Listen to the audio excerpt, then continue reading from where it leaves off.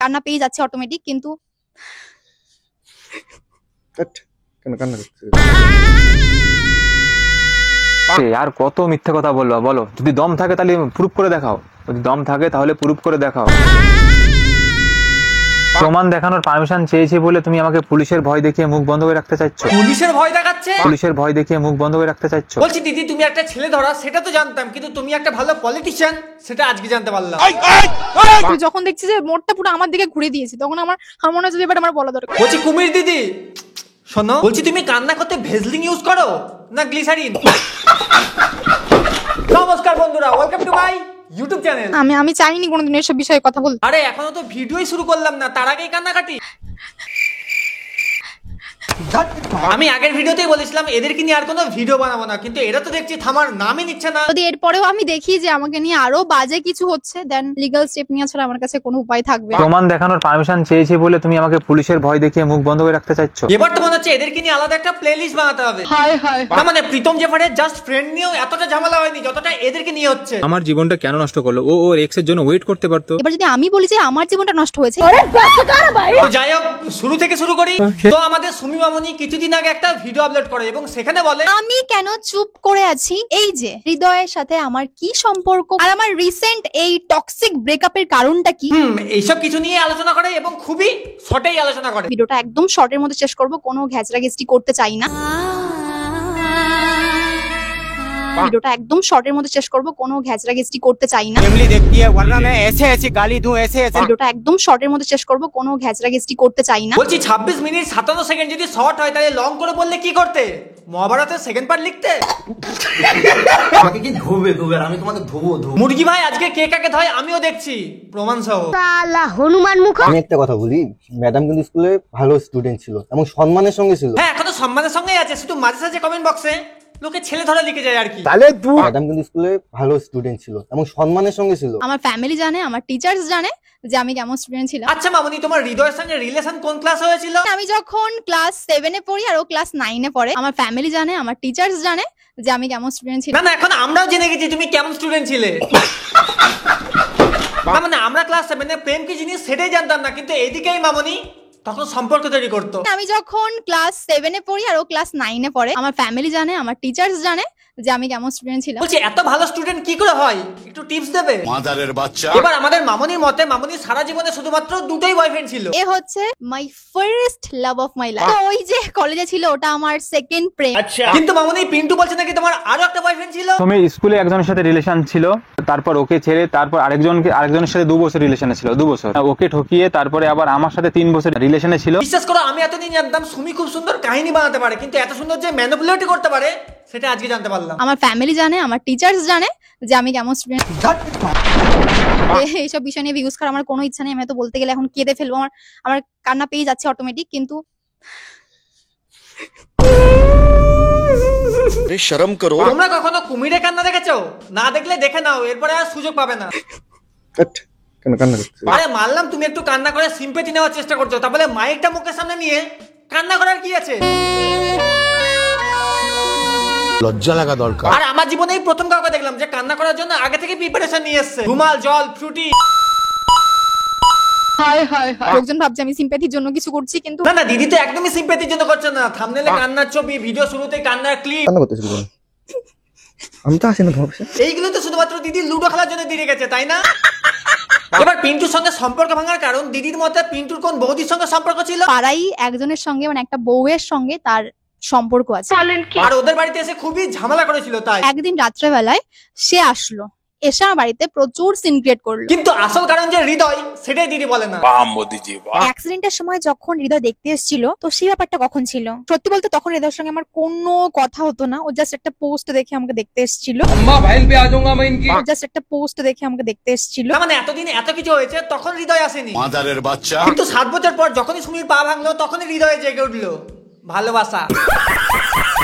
Just একটা post দেখে আমাকে দেখতে এসেছিল। বলছি একটা সত্যি কথা বলো তো, আমাদের দেখি কি তোমার হৃদয়ের মতো বলদ মনে হয়? কি বলবো? সত্যি কথা বলতে সুমির মধ্যে হৃদয়ের জন্য আগে থেকেই ফিলিংস ছিল, যেটা সুমিও স্বীকার করে। কারণ প্রথম ভালোবাসার টান কোথায় যাবে? আর পিন্টু তার ভিডিওতে বারবার বলে, ও নিজের মুখে স্বীকার করেছে যে ওর এক্সের প্রতি একটা টান আছে, একটা ফিলিংস আছে। কিন্তু একটা সম্পর্ক ভাঙার জন্য একটা ছেলের নামে এরকম দুর্নাম দেওয়া এটাকে ঠিক? পাড়ায় অন্য কারো বউকে দেখে নিজের বউ ভেবে ফেলেছে। লজ্জা লাগা দরকার। বলছি প্রমাণটা কোথায় সেটা তো দেখাও। আরে ওসব জেনে কি হবে? এবার দিদি বলতেই পারে কারো পারমিশন ছাড়া আমি কাউকে কিছু দেখাতে চাই না। আমি তোমাকে পারমিশন দিলাম যে তুমি আমার সম্বন্ধে যেসব প্রমাণ দেখাবে বলেছো সেইগুলো তুমি দেখাতে পারো। বলছি মামুনি প্রমাণ আছে তো, নাকি হৃদয়ের সঙ্গে সুন্দরবনে মুভ অন করতে গিয়ে ডিলিট হয়ে গেছে? আবার যদি আমি বলি যে আমার জীবনটা নষ্ট হয়েছে, যে 2 বছর যে আমি ছিলাম সেখানে তো আমার জীবন নষ্ট হয়েছে। হ্যাঁ একদম, সুমির জীবনই তো নষ্ট হয়েছে। আবার যদি আমি বলি যে আমার জীবনটা নষ্ট হয়েছে, দেখো সুমি আগে টিনের ঘরে ভিডিও বানাতো আর জীবন নষ্ট হয়ে বাড়ি করে ফেললো। এই যে হচ্ছে আমার ঘর। আর পিন্টু জীবন তো উল্টে ভালো হয়েছে, পিন্টু আগে টিনের ঘরে ভিডিও বানাতো, এখনো সে টিনের ঘরেই ভিডিও বানায়। কেন এই জিনিসটা কেন হচ্ছে তুমি আমাকে বল। বিশ্বাস করো মানুষের ন্যূনতম লজ্জা বলে একটা জিনিস থাকে, কিন্তু এর তো দেখছি সায়া ব্লাউজ ছাড়া কিছুই নেই। আমি সায়া ব্লাউজ পরে রয়েছে, এটা ইগনোর করে যাও। মানে ভাঙার ওই সম্পর্কটা ভাঙার আমার কোনোভাবেই ইচ্ছা ছিল না। হ্যাঁ সম্পর্কটা ভাঙার একদমই ইচ্ছা ছিল না, কিন্তু কি করবে, হৃদয় মাঝখানে চলে এসেছে। প্রথম ভালোবাসা বলে কথা। My first love of my life. হ্যাঁ তোমার ফার্স্ট লাভেরও যা কেচ্চা কাহিনী আছে তাকে নিয়েও একটা ডেডিকেটেড ভিডিও হয়ে যাবে। কি মুরগি ভাই করবো নাকি? শালা হনুমান মুখ। আর এটাই কথা যে ওকে কেউ, ওর বাড়ি কোথায়, ও কি করে, ও মানে কোথায় থাকে, এসব কেউ জানে। কে বলেছে কেউ জানে না? একবার পারমিশন দিতে বলো, ভালো করে সার্ফ এক্সেল দিয়ে ধুয়ে ছাদে মেলে দেবো।